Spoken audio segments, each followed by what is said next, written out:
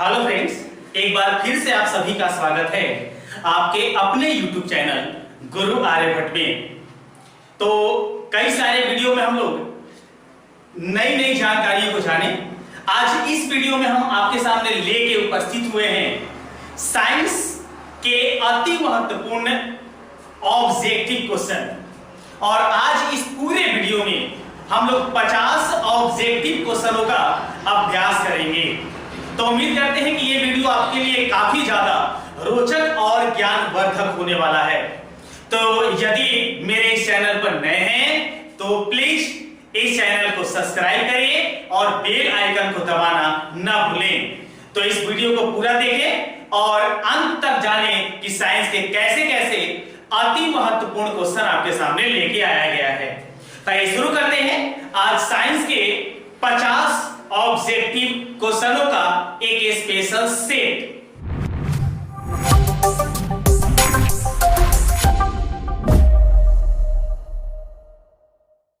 इस special set में आज का पहला क्वेश्चन है जो हम सभी को दिखाई दे रहा है कि निम्न में से कौन सा पदार्थ लेंस बनाने के लिए प्रयुक्त नहीं किया जा सकता है। जिसके ऑप्शन में दिए गए हैं जल, कांच, प्लास्टिक और मिट्टी। तो देखिए, सबसे पहले आप सभी को पता है कि लेंस जो होता है ये पारदर्शी होता है। लेंस जो होता है पारदर्शी होता है। तो इस 4 ऑप्शन जो दिखाई दिए हैं इसमें पारदर्शी के रूप में जो डी ऑप्शन है मिट्टी, तो मिट्टी जो है ये पारदर्शी तो होता नहीं है। तो पारदर्शी नहीं होता है तो इसका सही जवाब क्या हो जाएगा? ऑप्शन नंबर डी, मिट्टी। क्योंकि पूछा गया है कि लेंस बनाने में प्रयोग नहीं किया जा सकता है। तो चूंकि लेंस पारदर्शी होता है तो मिट्टी पारदर्शी नहीं है, इसलिए मिट्टी इसका सही ऑप्शन सही होगा। नेक्स्ट क्वेश्चन है एक उत्तल लेंस की क्षमता, एक उत्तल लेंस की क्षमता एक डायोप्टर है तो उस लेंस की फोकस दूरी क्या होगी? क्षमता दिया गया है एक डायोप्टर। तो जैसा कि हम सभी लोग जानते हैं कि लेंस की क्षमता फोकस के अनुसार डिफाइंड होता है। अर्थात यहां पूछा गया आपसे कि लेंस की फोकस दूरी क्या होगी। तो जैसे कि हम पढ़ चुके हैं कि लेंस की क्षमता P का वैल्यू होता है 1/f। तो अगर हम यहां से f का वैल्यू निकालें तो f का वैल्यू हो जाता है 1/p। जैसे P f का व्युत्क्रम माना गया तो f जो होगा P का व्युत्क्रम होगा। अब यहां पर सवाल के अनुसार हमारे पास क्या दिए गए हैं तो उसका पावर जो है लेंस का वो पावर है एक डायोप्टर।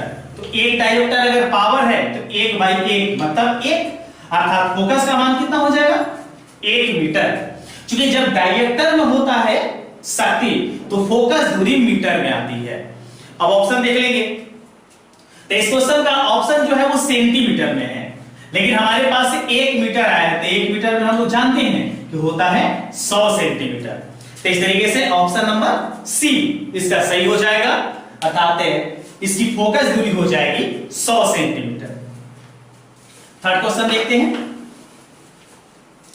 थर्ड क्वेश्चन है किसी बिंब का वास्तविक तथा समान साइज का प्रतिबिंब प्राप्त करने के लिए बिंब को उत्तल लेंस के सामने कहां रखा जाना चाहिए।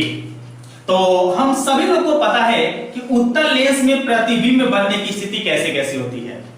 अगर हम लोग को याद है तो उत्तल लेंस में प्रतिबिंब अगर बाईं ओर रखते हैं तो उसका प्रतिबिंब जो बनता है, वस्तु को बाईं ओर रखते हैं तो प्रतिबिंब दाईं ओर बनते जाता है।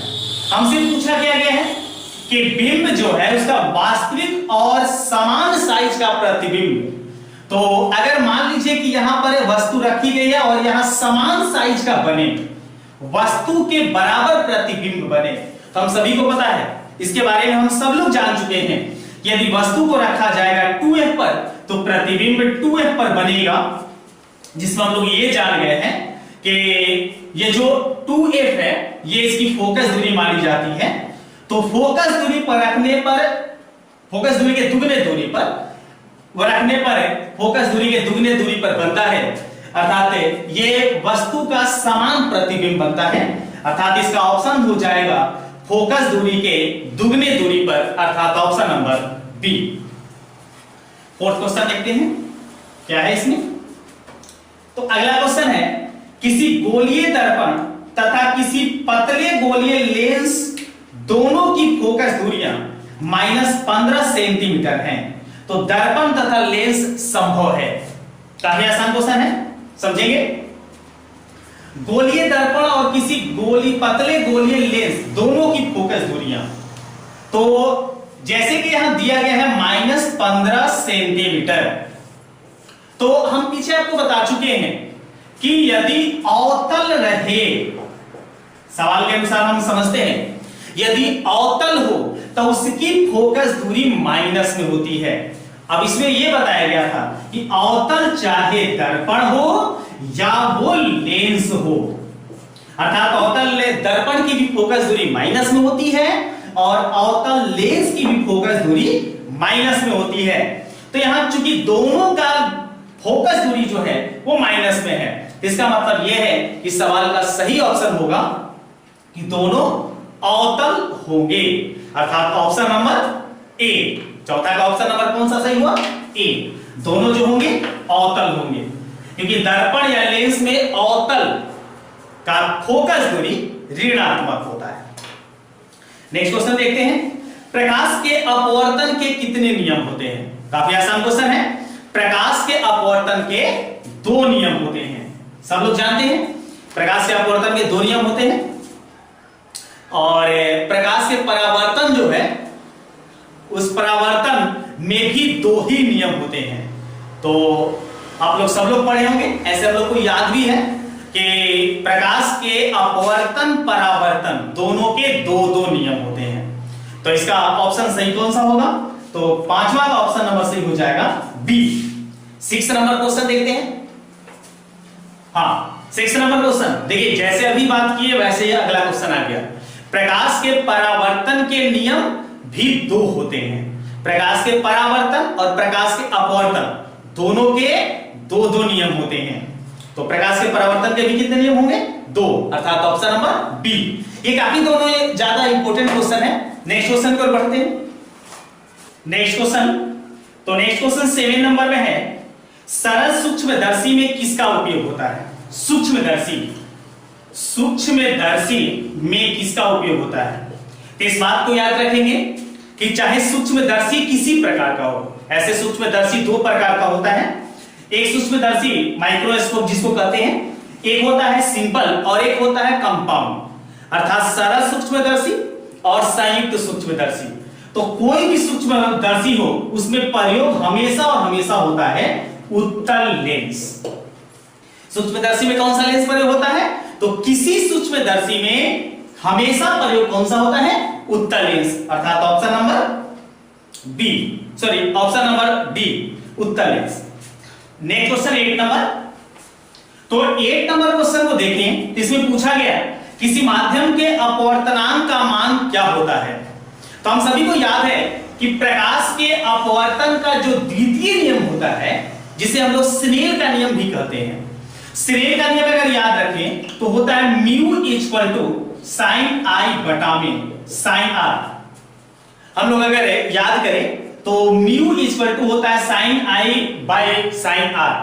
तो यही अपवर्तनांक को डिनोट करता है, अर्थात इसका सही ऑप्शन हो जाएगा और ऑप्शन नंबर सही हो जाएगा ए, अर्थात 8वां का सही हुआ option number A. Next question की ओर बढ़ते हैं। तो 9 नंबर में है, एक उत्तल लेंस होता है। काफी आसान क्वेश्चन है। उत्तल लेंस, तो हम लोग उत्तल लेंस और अवतल लेंस की बनावट अच्छे से जानते हैं। उत्तल लेंस ऐसा होता है और अवतल लेंस ऐसा बना होता है। तो अगर दोनों की बात करें तो ये मेरा है उत्तल लेंस और ये जो है ये है अवतल लेंस। तो अगर बात करें उत्तल लेंस की तो इसके 2 तरीके से डिफिनेशन दिए जाते हैं। जो कहा जाता है किनारों की अपेक्षा बीच में मोटा होता है, और अगर दूसरे तरीके से बोले तो बीच की अपेक्षा किनारों पर पतला होता है। तो इसमें ऑप्शन कौन से मेल करते हैं? तो इसमें दिया गया है ऑप्शन नंबर सी, किनारों की अपेक्षा बीच में मोटा होता है। किनारों की अपेक्षा बीच में क्या होता है? ये मोटा होता है। तो ऑप्शन नंबर सी इसका सही हो जाएगा। नंबर 10, क्वेश्चन नंबर 10 देखें। तो 10 में देखेंगे तो 10 में क्या है, अवतल लेंस का आवर्धन, अवतल लेंस का आवर्धन क्या होता है। तो याद रखेंगे किसी दर्पण का अगर आवर्धन पूछे तो होता है -v/u, और किसी लेंस का अगर आवर्धन पूछे तो होता है v/u। चाहे दर्पण या लेंस किसी प्रकार का हो, दर्पण के लिए होगा -v/u और लेंस के लिए होगा आवर्धन का व्यंजक, आवर्धन का सूत्र v/u। तो हमसे क्या पूछा गया है, लेंस का, ऐसे उत्तल लेंस हो या अवतल लेंस हो, लेंस का आवर्धन हमेशा होता है v/u। तो इसका ऑप्शन सही हो जाएगा ऑप्शन नंबर डी, v/u। ऐसे ए ऑप्शन में थोड़ा सा आप लोग विचलित हो सकते हैं, ए ऑप्शन में u/v दिया हुआ है, तो गौर करेंगे लेंस का आवर्धन होता है v/u, अर्थात option number D. Next question, उम्मीद करते हैं आप लोगों को समझ में आ रहा होगा। अगले क्वेश्चन की ओर बढ़ते हैं। तो अगला क्वेश्चन काफी इंपॉर्टेंट है। गोलीय दर्पण में फोकसांतर और वक्रता त्रिज्या के बीच का संबंध। तो बड़ी आसानी से हम लोग इसको पढ़े हैं कि गोलीय दर्पण की फोकस दूरी वक्रता त्रिज्या की आधी होती है। फोकस दूरी जो होती है वो वक्रता त्रिज्या की आधी होती है। तो देख लेंगे ये ऑप्शन कौन सा है। तो ये हमारा ऑप्शन नंबर मैच करता है, ऑप्शन नंबर थोड़ा सा परिवर्तन किया गया है। अगर इसको हम क्रॉस कर देते हैं तो r इक्वल टू होता है 2f क्रॉस मल्टीप्लिकेशन से। तो ये r को स्मॉल लिखा गया है, ज्यादा घबराने की आवश्यकता नहीं है। तो अगर इसको स्मॉल लेटर में लिखते हैं तो r इक्वल टू होगा 2f, अर्थात ऑप्शन नंबर ए। तो 11वें क्वेश्चन का ऑप्शन नंबर सही कौन सा हुआ, ए। नेक्स्ट क्वेश्चन की ओर बढ़ते हैं, नंबर 12। तो यहां क्वेश्चन पूछा गया कि निर्गत किरण एवं अभिलंब के बीच के कोण को क्या कहते हैं। निर्गत किरण और अभिलंब के बीच, तो जैसे कि आप लोगों को पता है कि अगर मान लीजिए कोई ये अपारदर्शी सतह है और इस पर हम इस प्रकार से प्रकाश की किरणें आपतित करते हैं और यहां पर ये अभिलंब डाल देते हैं इस तरीके से, तो इस कोण को हम बोलते हैं आपतन कोण। आपतित प्रकाश की किरणें और अभिलंब के बीच के कोण को कहते हैं आपतन कोण। ये जो प्रकाश की किरणें है इसे कहा जाता है परावर्तित किरण। तो परावर्तित किरण और अभिलंब के बीच के कोण को कहते हैं परावर्तन कोण। लेकिन हमसे इन दोनों के सवाल नहीं पूछे गए हैं। आपतित किरण अभिलंब के बीच का आपतन कोण, परावर्तित प्रकाश की किरण जो होती है अभिलंब के बीच जो कोण होते हैं उसको कहते हैं परावर्तन कोण। तो वैसे ही सटीक तरीके से याद रखेंगे कि निर्गत प्रकाश और अभिलंब के बीच का कोण का नाम क्या होगा, तो निर्गत कोण, अर्थात ऑप्शन नंबर कौन सा सही होगा, ऑप्शन नंबर सी।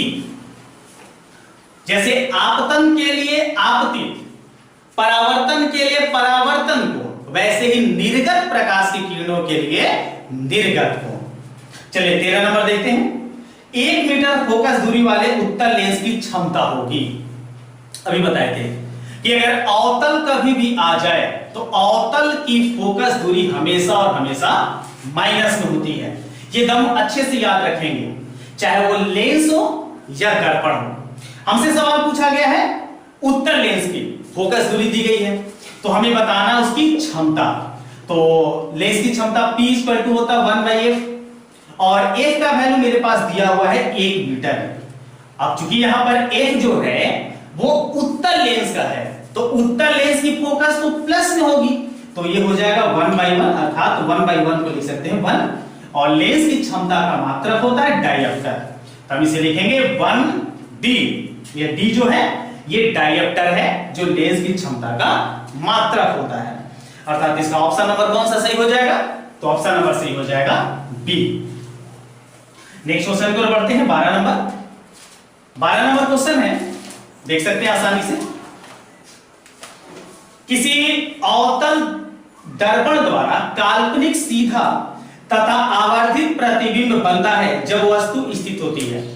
आप लोग देख के बताइए कौन सा सही होगा, शायद आपको पता हो। अगर पता चल रहा है तो देख के बताइए कौन सा सही है, नहीं तो हम बताएंगे आपको। किसी अवतल दर्पण द्वारा काल्पनिक, अवतल दर्पण द्वारा, तो याद कीजिए अवतल दर्पण की बनावट हम लोग ऐसे जाने थे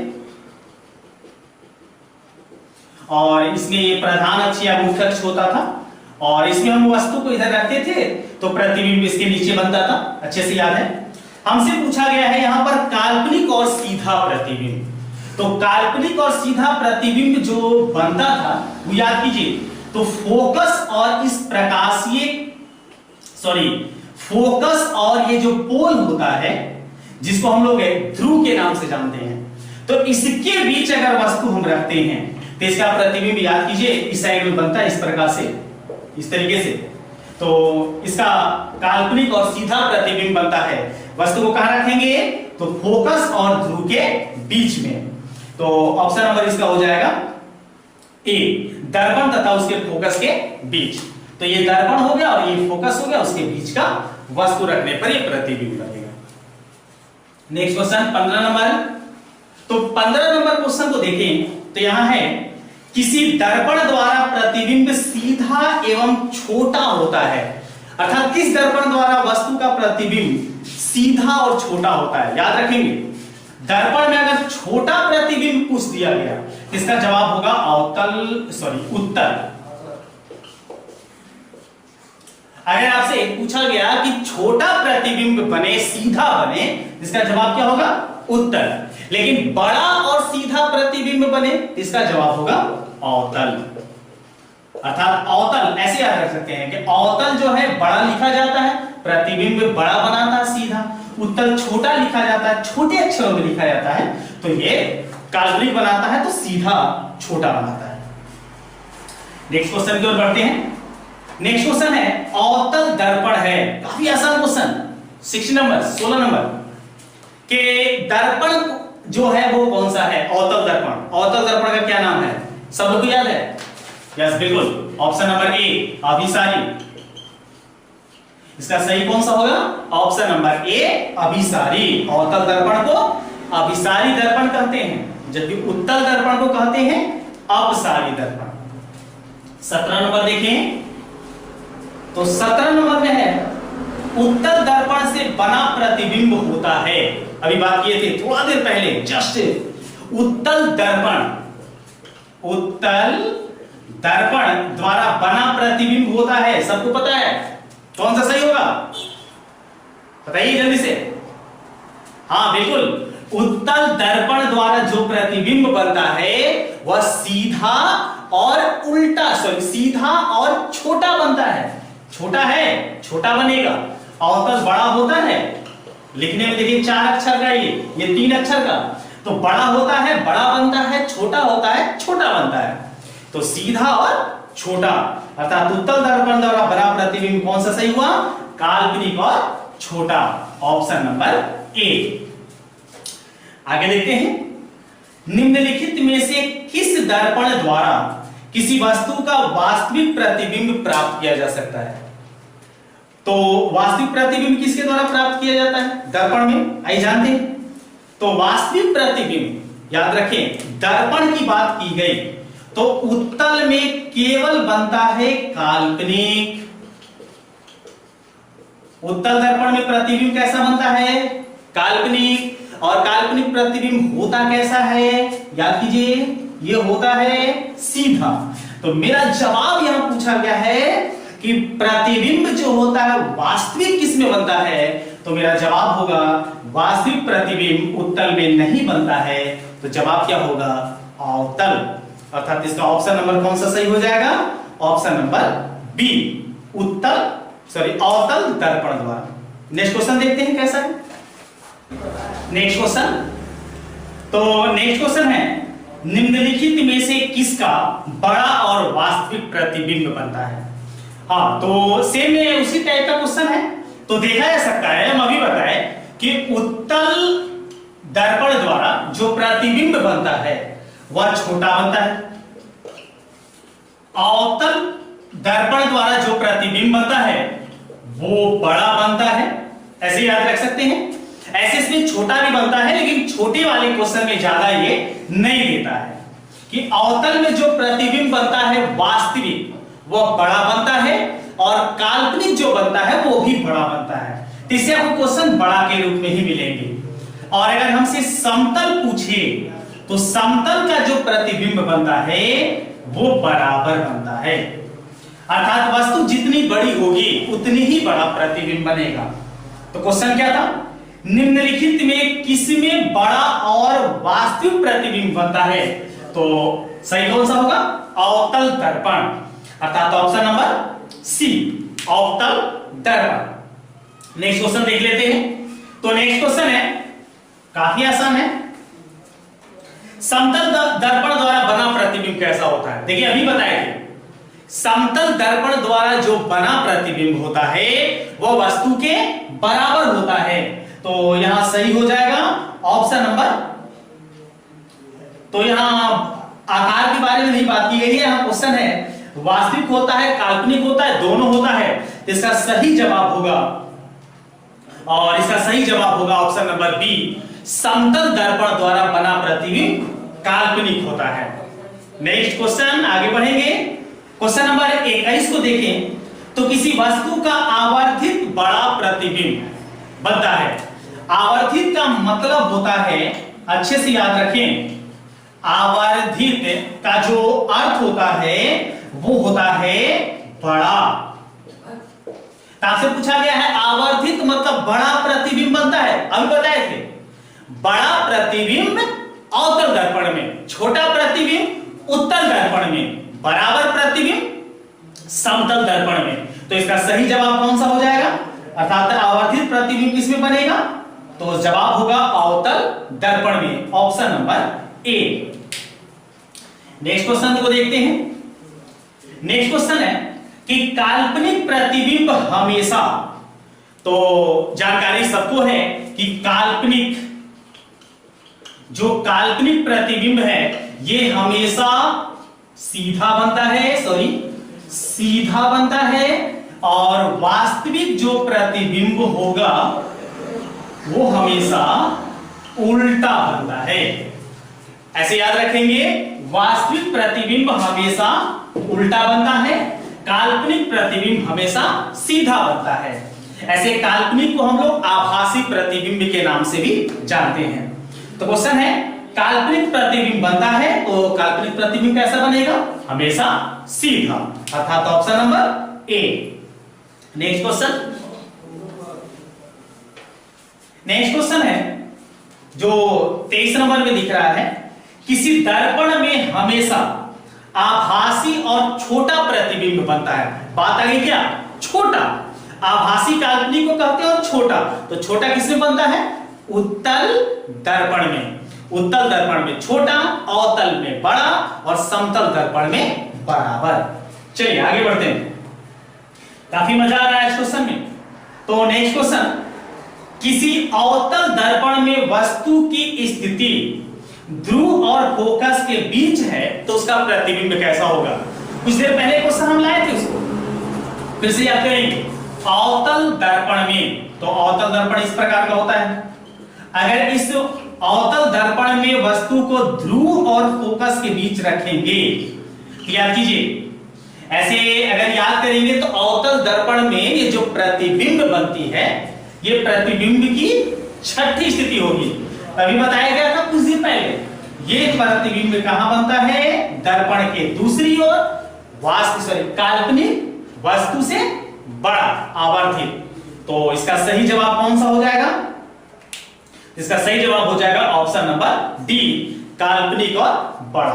क्योंकि वस्तु का प्रतिबिंब कैसा बना? सीधा है तो काल्पनिक है, और काल्पनिक बड़ा बनता है अवतल दर्पण में। अवतल में बड़ा, उत्तल में छोटा, और समतल में बराबर। ये तीन बातें अच्छे से याद रखेंगे। चलिए नंबर 25, गोलीय दर्पण के ध्रुव और फोकस के बीच के दूरी को क्या कहते हैं? काफी आसान क्वेश्चन। ध्रुव और फोकस के बीच, तो कोई भी दर्पण हो, अगर इसमें ये ध्रुव है, मान लीजिए पोल है, यहां इसकी फोकस हो गई, तो ध्रुव और फोकस के बीच के जो दूरी होती है इसको हम कहते हैं फोकस दूरी, या इसको बोला जाता है फोकसांतर। एक बात और याद कर लेंगे, ध्रुव और वक्रता केंद्र के बीच की जो दूरी होती है, ये जो डिस्टेंस होता है, इसको हम वक्रता त्रिज्या कहते हैं। इसको क्या कहते हैं? वक्रता त्रिज्या। हमसे पूछा नहीं गया है लेकिन हम आपको बता दिए। तो ध्रुव और फोकस के बीच की दूरी को हम क्या कहेंगे? फोकस दूरी, या उसका दूसरा नाम है फोकसांतर। तो दूसरे नाम से क्या जानेंगे? फोकसांतर। इसमें दिया हुआ कौन सा ऑप्शन है? ऑप्शन नंबर बी, फोकसांतर। ऐसे ध्रुव और वक्रता केंद्र के बीच की दूरी को हम क्या कहते हैं? वक्रता त्रिज्या कहते हैं। नेक्स्ट क्वेश्चन देखते हैं। वक्रता त्रिज्या एवं फोकस दूरी में संबंध अच्छे से याद करें। वक्रता त्रिज्या और फोकस के बीच का संबंध, तो ए बराबर क्या होता है? r/2। हम लोग किसी भी दर्पण में पढ़े हैं, ए बराबर क्या वैल्यू होता है? r/2। तो यहां सही जवाब कौन सा हो जाएगा? ऑप्शन नंबर ए बराबर r/2। चलिए नेक्स्ट क्वेश्चन, कुछ उपयोग पर क्वेश्चन लिए हैं हम। तो अगला क्वेश्चन है जो है हमारे पास 27 नंबर में, हजामत बनाने के लिए प्रयोग किया जाता है। हजामती सैलून, अच्छे से याद करेंगे। हजामती सैलून में कौन सा दर्पण प्रयोग होता है? तो याद करेंगे अवतल दर्पण। कौन सा प्रयोग करते हैं? अवतल दर्पण। ऐसे इसके और सारे उपयोग हैं। डॉक्टर आंख, नाक, कान, गला की जांच करने के लिए अवतल दर्पण का प्रयोग करते हैं। साइड मिरर के रूप में उत्तल दर्पण प्रयोग होता है, यह भी आपको पता है। उत्तल दर्पण का प्रयोग किया जाता है साइड मिरर के रूप में, जिसको पक्ष दर्पण के नाम से जानते हैं हिंदी में। तो अवतल दर्पण का उपयोग यहां सही होगा। तो हजामत बनाने के लिए कौन सा दर्पण प्रयोग होता है? अवतल दर्पण। इसमें और कई सारे उपयोग जाने थे हम लोग कि हजामती सैलून में होता है, डॉक्टर आंख, कान, नाक की, गले की जांच करने में भी इसका प्रयोग करते हैं। इसके बाद और जाने थे कि सर्च लाइट, उसमें भी अवतल दर्पण का प्रयोग होता है। टॉर्च जो होते हैं उसमें भी अवतल दर्पण प्रयोग होता है। ऐसे कई सारे उपयोग हम लोग जानते हैं। लेकिन ये भी काफी ज्यादा महत्वपूर्ण है कि उत्तल दर्पण का प्रयोग किसमें होता है? साइड मिरर के रूप में। ये भी कई बार क्वेश्चन पूछे गए हैं। तो इस क्वेश्चन का सही जवाब कौन सा होगा? हजामती बनाने में कौन सा होता है? अवतल दर्पण। नेक्स्ट क्वेश्चन, सोलर कुकर में प्रयोग किया जाता है। सोलर कुकर में प्रयोग किया जाता है, तो सोलर कुकर में भी प्रयोग किया जाता है अवतल दर्पण का। सोलर कुकर में कौन सा दर्पण प्रयोग होगा?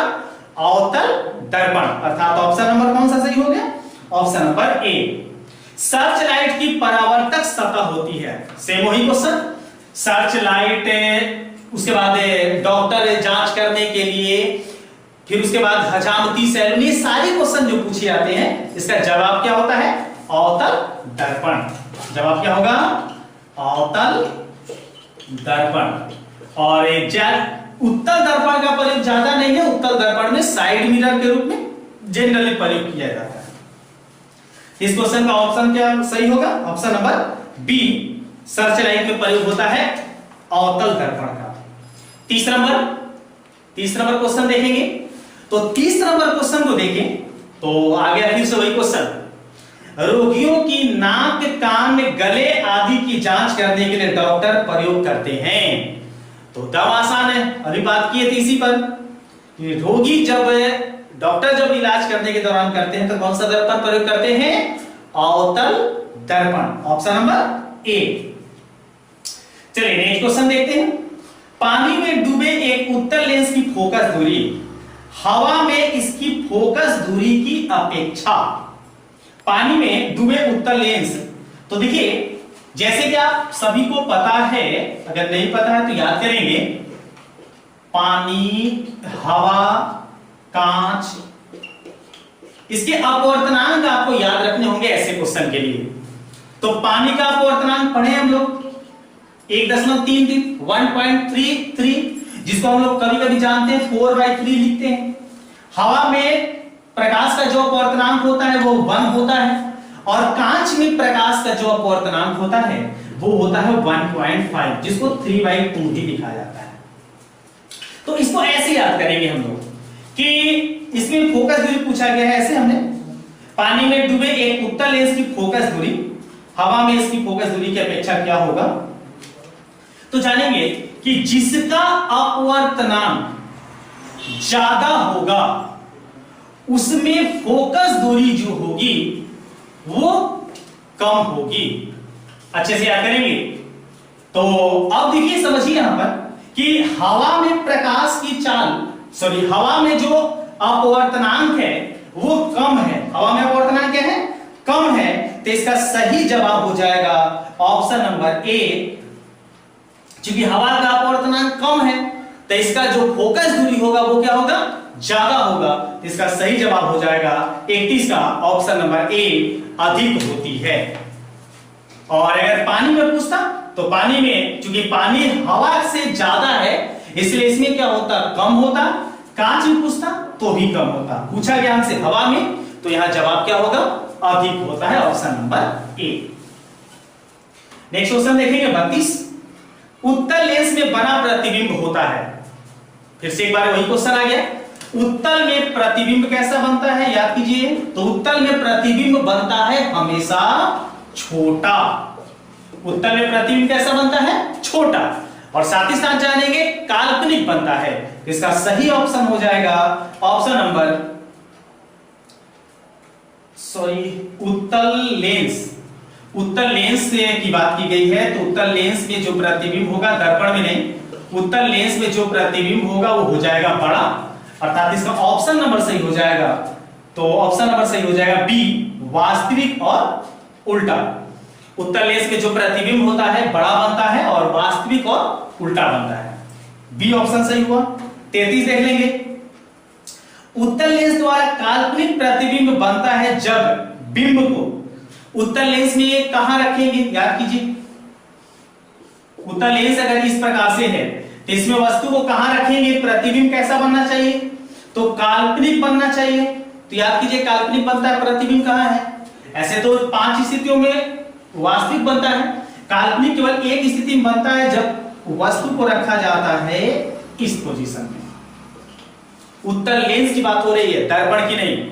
फोकस और प्रकाशीय केंद्र के बीच अगर रखते हैं तो प्रतिबिंब याद कीजिए इस साइड बनता है, इसी के पीछे इस तरीके से, आपको याद होगा। तो यहां पूछा गया है काल्पनिक प्रतिबिंब बनता है कब होता है? तो फोकसांतर से कम दूरी पर, अर्थात फोकसांतर ये फोकस दूरी और प्रकाशीय केंद्र के बीच होता है तो ये प्रतिबिंब बनता है। अर्थात इसका ऑप्शन सही हो जाएगा ऑप्शन नंबर बी। चलिए नेक्स्ट क्वेश्चन देखते हैं। 34 नंबर में क्या है? 34 देखिए। लेंस की क्षमता होती है। तो लेंस की क्षमता का व्यंजक कई सारे अभी सूत्र बनाए, उस पर क्वेश्चन बनाए हम लोग। तो लेंस की क्षमता P का वैल्यू होता है 1/f। लेंस की क्षमता जिसको P से डिनोट करते हैं उसका वैल्यू होता है 1/f। और अति महत्वपूर्ण क्वेश्चन कि लेंस का क्षमता जो है उसका मात्रक क्या होता है, ये भी कई सारे क्वेश्चन पूछे जाते हैं। तो लेंस की क्षमता का मात्रक होता है डायोप्टर। अच्छे से याद करेंगे, लेंस की क्षमता का मात्रक क्या होता है? डायोप्टर। इसको हम ऐसे डी से डिनोट करते हैं। तो यहां क्वेश्चन क्या पूछा गया? तो लेंस की क्षमता होती है, देखिए लेंस की जो क्षमता है वो कैसे है? 1/f, मतलब f का उल्टा, जिसको हम व्युत्क्रम कहेंगे।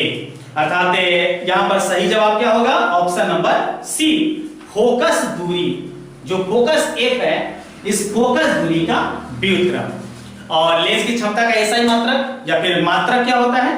तो मात्रक हम जानते क्या है? वो जानते हैं डायोप्टर। चलिए नेक्स्ट क्वेश्चन की ओर बढ़ते हैं। 35 नंबर। उत्तल लेंस में जब बिंब को मतलब वस्तु को f और 2f के बीच रखा जाता है तब प्रतिबिंब होता है। अच्छे से याद है, जिनको याद होगा उत्तल दर्पण या उत्तल लेंस में प्रतिबिंब की स्थिति वो आसानी से बता सकते हैं। ऐसे उत्तल लेंस का सवाल है आपके पास। तो उत्तल लेंस में अगर वस्तु को रखा जाए f और 2f के बीच, जैसे जानते हैं कि इसका ये f हो गया और इसके दुगनी दूरी पर 2f होता है, तो इसके बीच अगर वस्तु रखी जाए तो प्रतिबिंब कहां बनता है? तो याद कीजिए इसमें प्रतिबिंब अगर थोड़ा सा भी आपको याद है तो प्रतिबिंब इसी के बीच बनता है, याद कीजिए। तो इसका सही जवाब हो जाएगा और सभी जवाब होगा बड़ा और वास्तविक।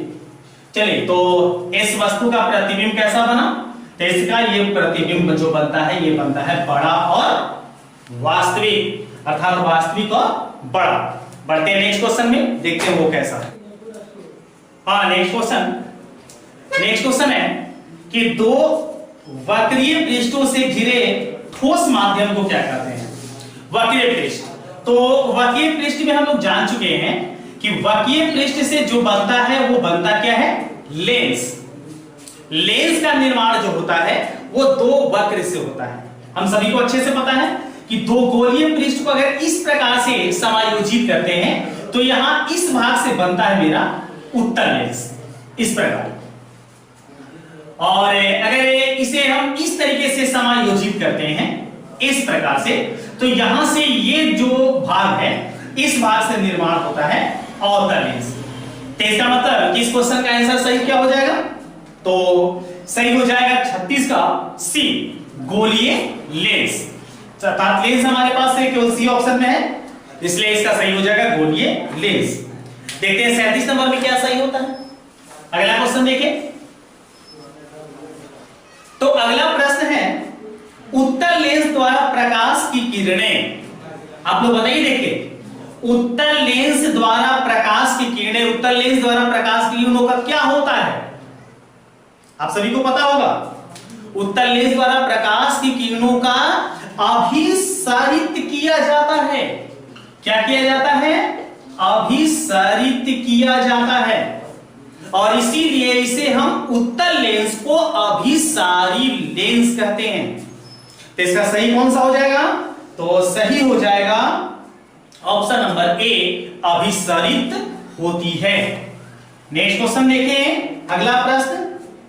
अवतल लेंस द्वारा, आपसे प्रतिबिंब के बारे में पूछा गया यहां पर कि अवतल लेंस द्वारा कैसा प्रतिबिंब बनता है। तो याद कीजिए, अवतल लेंस, अवतल लेंस हम याद करेंगे। पीछे हम दर्पण के क्वेश्चन बता रहे थे आपको, अभी लेंस में आ गए हम लोग। तो लेंस में याद करेंगे तो अवतल लेंस में प्रतिबिंब केवल काल्पनिक बनता है। अवतल लेंस में प्रतिबिंब कैसा बनता है?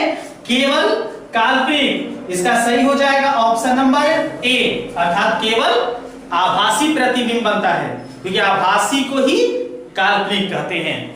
आइए नेक्स्ट क्वेश्चन को देखेंगे। नेक्स्ट क्वेश्चन है, प्रत्येक लेंस के दो वक्रता केंद्र होते हैं क्योंकि, एक लेंस में दो वक्रता केंद्र होंगे, याद कीजिए। तो उत्तल लेंस अगर मान लीजिए मेरे पास है, उत्तल लेंस इस प्रकार से होगा। तो आपसे पूछा गया कि इसमें दो वक्रता केंद्र होते हैं, ऐसा क्यों होता है? तो अभी बताए कि उत्तल लेंस का निर्माण जो होता है वो कुछ इस प्रकार से होता है, इस विभाग से बनता है। तो अगर ये दो गोलीय दर्पणों से बना है तो गोलीय दर्पण का तो वक्रता केंद्र होगा दो ठो। तो जब गोलीय दर्पण का वक्रता केंद्र दो होगा तो लेंस में भी वक्रता केंद्र कितने होंगे? दो होंगे। तो इसका सही जवाब होगा, क्योंकि लेंस की दो वक्र सतहें होती हैं, क्योंकि लेंस में दो वक्र सतह होती है, इसलिए इसमें दो वक्रता त्रिज्याएं होती हैं। नेक्स्ट क्वेश्चन, अगला प्रश्न देखते हैं क्या होता है। अगला क्वेश्चन, तो अगला क्वेश्चन तो काफी आसान है। गोलीय लेंस के लिए फोकस दूरी, वस्तु दूरी और प्रतिबिंब दूरी में संबंध बताइए। तो अच्छे से याद करेंगे हम लोग को अच्छे से पता है दर्पण जो सूत्र होता है उसको हम क्या जानते हैं, याद कर लेंगे अच्छे से। इस प्रकार दर्पण सूत्र हम लोग का ये होता है, लेकिन लेंस सूत्र की अगर बात करें तो लेंस सूत्र में ये जो आपके पास प्लस है यहां केवल हो जाता है माइनस, अर्थात वो होता क्या है? तो वो होता कुछ इस प्रकार से है। तो देख लीजिए ये ऑप्शन किस ऑप्शन में सही है। तो ऑप्शन ऐसा है 40 में, ऑप्शन नंबर बी। ये बाद में दे दिया, इसको पहले लिखा हुआ है, लेकिन सही कौन सा होगा? Option number B. याद कर लेंगे दर्पण सूत्र और लेंस सूत्र, ये काफी ज्यादा इंपॉर्टेंट है। अगला प्रश्न देखें। एक अवतल दर्पण की फोकस दूरी, याद करेंगे यहां सवाल में दर्पण आ चुका है, अवतल दर्पण की फोकस दूरी 10 सेंटीमीटर है, उसकी वक्रता त्रिज्या होगी। तो हम सभी को पता है कि किसी भी दर्पण या लेंस में फोकस दूरी वक्रता त्रिज्या की आधी होती है। हमसे पूछा गया है वक्रता त्रिज्या, तो अगर हमसे वक्रता त्रिज्या पूछा गया, क्रॉस मल्टीप्लिकेशन करें तो ये होता है 2f, अर्थात फोकस दूरी का अगर दुगना कर देंगे तो निकल आ जाएगा वक्रता त्रिज्या। तो फोकस दूरी कितना दिया है 10 सेंटीमीटर, तो अगर 10 सेंटीमीटर रखते हैं तो आ जाता है 20 सेंटीमीटर, अर्थात फोकस दूरी अगर 10 है तो वक्रता त्रिज्या कितनी होगी 20 centimetre. Option number B. Next question देखिए, नेक्स्ट क्वेश्चन क्या है, काफी आसान है। एक गोलीय दर्पण की वक्रता त्रिज्या, सेम उसी पैटर्न का, एक गोलीय दर्पण की वक्रता त्रिज्या 28 सेंटीमीटर है, इस बार वक्रता त्रिज्या दे दिया गया है r, और r का वैल्यू है 28 सेंटीमीटर, तो इसकी फोकस दूरी, तो फोकस दूरी वक्रता त्रिज्या की आधी होती है, तो वक्रता त्रिज्या का हम क्या कर देंगे आधा कर देंगे। अगर ये 28 है तो 28 को आधा करेंगे तो क्या होगा, 28 को आधा करेंगे तो हो जाएगा 14 सेंटीमीटर। तो इसका ऑप्शन कौन सा सही हो जाएगा, ऑप्शन नंबर सी। आइए नेक्स्ट क्वेश्चन की ओर बढ़ेंगे, क्या होता है आगे न्यूमेरिकल टाइप के क्वेश्चन है, इसलिए इस वीडियो में अच्छे से बने रहे, ध्यान से बने रहे, और आगे कुछ क्वेश्चन और भी है, देखते हैं अगले क्वेश्चन को कैसे रूप में है। तो नेक्स्ट क्वेश्चन है कि 10 सेंटीमीटर फोकस दूरी वाले एक अवतल दर्पण के सामने 20 सेंटीमीटर की दूरी पर एक बिंब रखने पर उसका प्रतिबिंब कहां बनेगा, ऐसे क्वेश्चन पूछे गए हैं। तो यहां सवाल है अवतल दर्पण से, तो अवतल दर्पण के सारी प्रॉपर्टी आपको पता है। यहां पूछा गया अवतल दर्पण में फोकस दूरी इसकी जो है वो 10 सेंटीमीटर, तो वक्रता त्रिज्या जो होगा इसका, या वक्रता केंद्र जो होगा इसका दुगना होगा। तो वक्रता केंद्र अगर मान लेते हैं कि ये C है, तो C जो होगा वो क्या होगा, तो 10 का दुगना मतलब 20 सेंटीमीटर पर, ये इसका पोल हो गया। अब क्वेश्चन क्या पूछा गया है कि पूछा गया कि अवतल दर्पण के सामने 20 सेंटीमीटर की दूरी पर एक बिंब रखा जाए, तो 20 सेंटीमीटर पर देखिए यहां एक वस्तु रख दी गई है, कहां रखी गई है 20 सेंटीमीटर पर। तो वक्रता केंद्र पर प्रतिबिंब, सॉरी वक्रता केंद्र पर अगर वस्तु रखते हैं तो प्रतिबिंब कहां बनता है, वक्रता केंद्र पर ही बनता है, जस्ट उसी के नीचे वस्तु के बराबर वास्तविक और उल्टा। कैसा प्रतिबिंब बनेगा, वास्तविक उल्टा और वस्तु के बराबर। क्यों ऐसा हुआ, क्योंकि प्रतिबिंब कहां रखा गया है, वक्रता केंद्र पर, और वक्रता केंद्र कैसे पहचाने, तो अगर ये 10 है तो 10 का दुगना कितना होगा 20, तो 20 सेंटीमीटर पर वस्तु रखी गई है, तो 20 सेंटीमीटर पर वस्तु रखी गई है मतलब वक्रता केंद्र पर रखी गई है, तो वक्रता केंद्र पर वस्तु रखेंगे तो प्रतिबिंब कैसा होगा, वास्तविक उल्टा और वस्तु के बराबर। तो यहां क्वेश्चन क्या पूछा गया है, उसका प्रतिबिंब बनेगा तो कहां बनेगा, दर्पण के वक्रता केंद्र पर, अर्थात ऑप्शन नंबर ए इसका सही जवाब होगा। तो ऐसे ऐसे क्वेश्चन भी काफी ज्यादा हमारे एग्जामिनेशन में पूछे जाते हैं, तो ध्यान देंगे। अगला क्वेश्चन क्या है, हाँ नेक्स्ट क्वेश्चन 44 नंबर देख सकते हैं। एक गोलीय दर्पण से 5 सेंटीमीटर की दूरी पर रखे बिंब का प्रतिबिंब दर्पण से 30 सेंटीमीटर की दूरी पर उसी ओर बनता है जिस ओर बिंब है। ठीक है, काफी अच्छा क्वेश्चन है। पहले अगर दर्पण की बात कर ले, कोई भी दर्पण हो, जैसे सपोज दैट मान लीजिए कि अवतल दर्पण ही है, तो अगर ये अवतल दर्पण है तो यहां क्वेश्चन में ये बोला गया, स्पष्ट किया गया है कि बिंब दर्पण से 30 सेंटीमीटर की दूरी पर उसी ओर बनता है जिस ओर बिंब है। मतलब जिधर वस्तु रखी गई है, अगर ये वस्तु मान लीजिए है तो इधर ही उसका प्रतिबिंब बना है। तो चिन्ह परिपाटी अगर लेंस या दर्पण की याद करें, तो बाईं ओर की दूरियां माइनस में और दाईं ओर की दूरियां प्लस में। इसका मतलब यह है कि अगर वस्तु बाईं ओर है तो माइनस में होगा वस्तु दूरी, और प्रतिबिंब दूरी भी उसी ओर है तो प्रतिबिंब दूरी भी माइनस में होगा।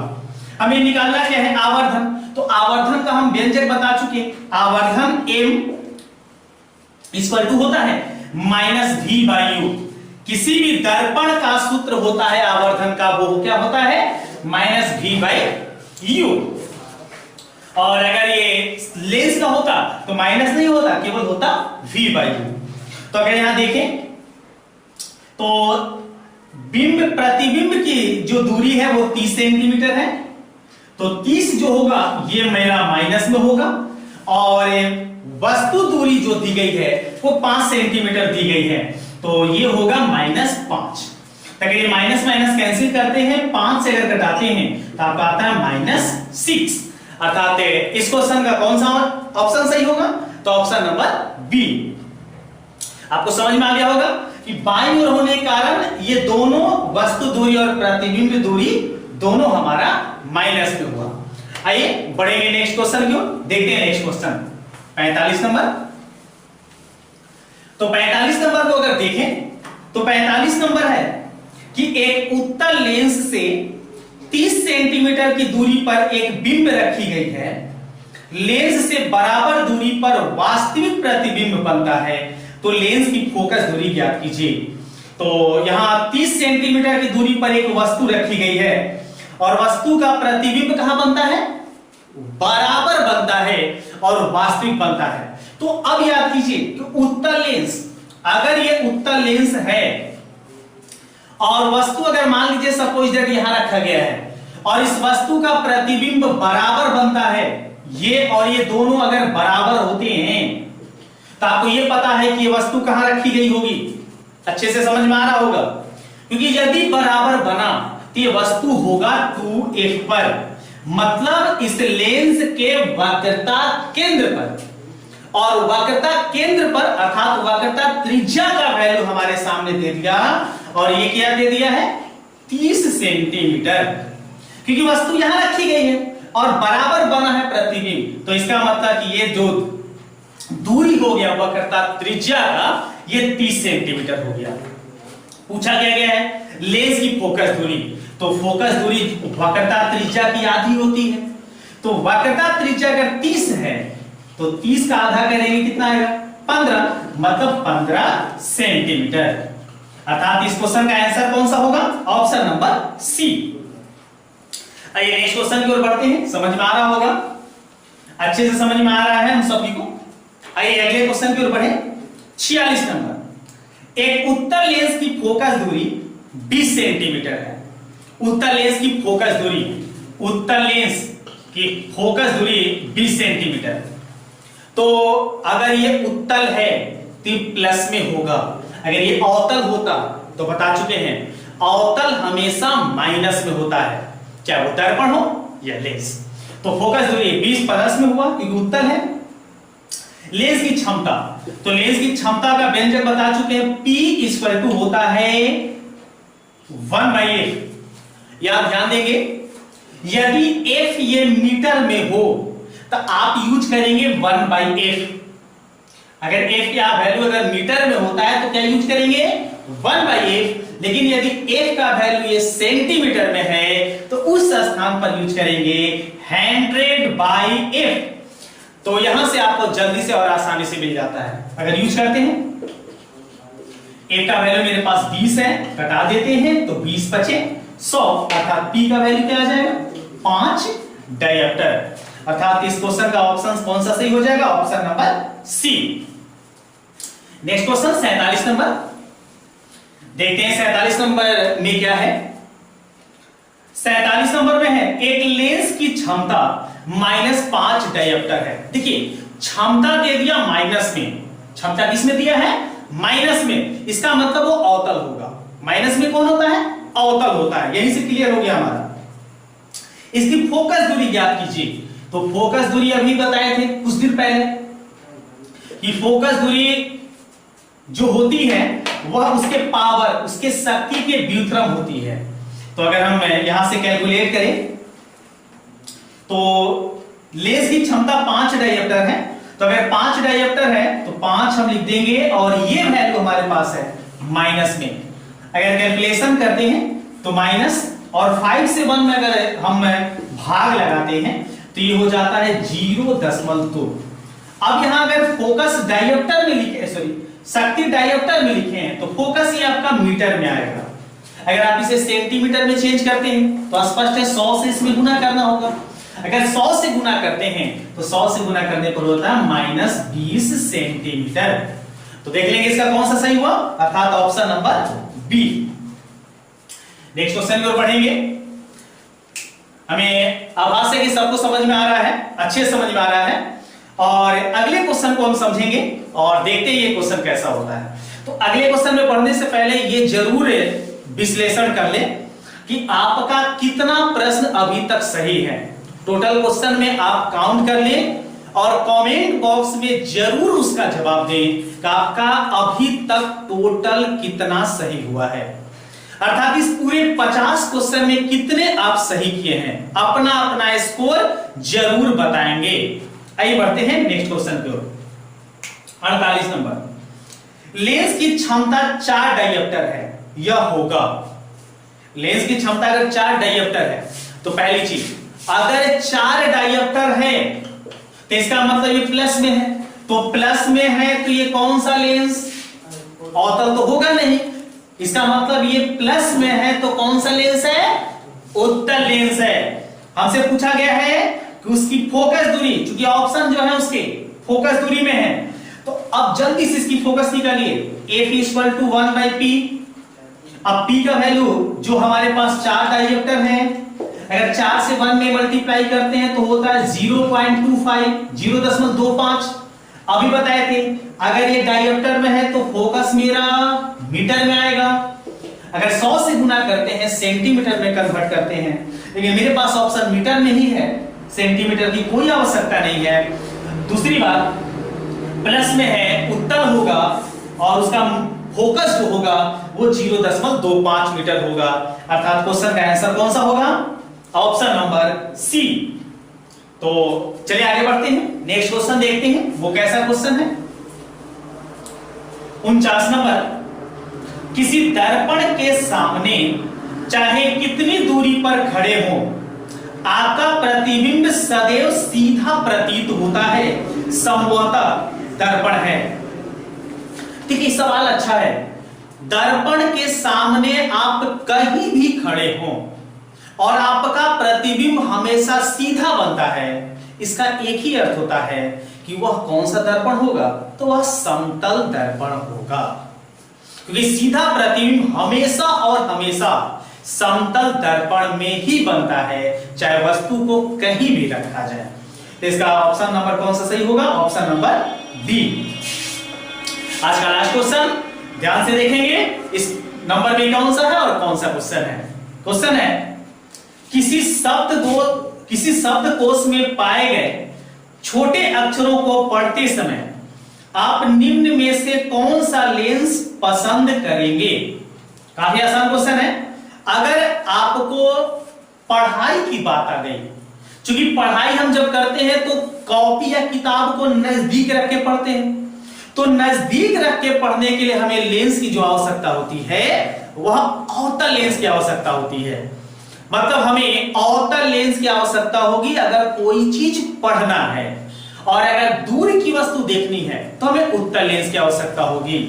इसलिए इसका आंसर जो होगा वो होगा 50 सेंटीमीटर फोकस दूरी का अवतल लेंस, अर्थात ऑप्शन नंबर बी। तो आई होप आपका ये वीडियो काफी अच्छा लगा होगा। आप पूरे काउंट करके आप जरूर बताएं कि आपका अभी तक कितना क्वेश्चन सही हुआ है, उसे कमेंट बॉक्स में जरूर बताएं। और आज के लिए इतना ही। अगले वीडियो में कुछ और क्वेश्चनों का सेट हम आपके सामने लेकर उपस्थित होंगे। तब तक के लिए धन्यवाद।